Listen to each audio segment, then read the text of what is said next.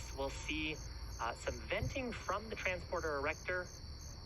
We'll clear out the liquid oxygen from the propellant heater line, and you'll see that as some white venting around the vehicle. And then the next activity after will happen around T-minus 60 seconds when Falcon 9 transitions to internal control via its autonomous flight computers. Gas closeouts have started.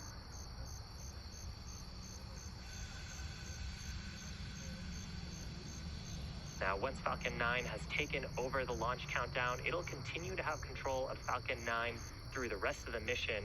The launch director will give their final go for launch if all conditions continue to look good. And then at about T-minus 2 seconds, we'll ignite those 9 Merlin 1B engines for liftoff. Falcon is in startup. So with that, the XP satellite continues to look healthy. Falcon 9 team is tracking no issues. Falcon 9 is in startup.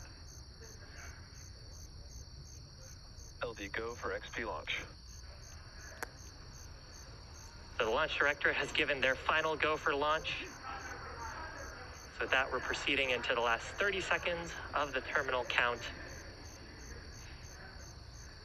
T-minus 30 seconds. Let's listen in as Falcon 9 takes XP into orbit.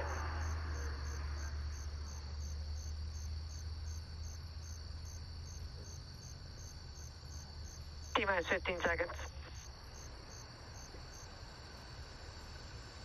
10, 9, 8, 7, 6, 5, 4, 3, 2, 1, 0. Ignition.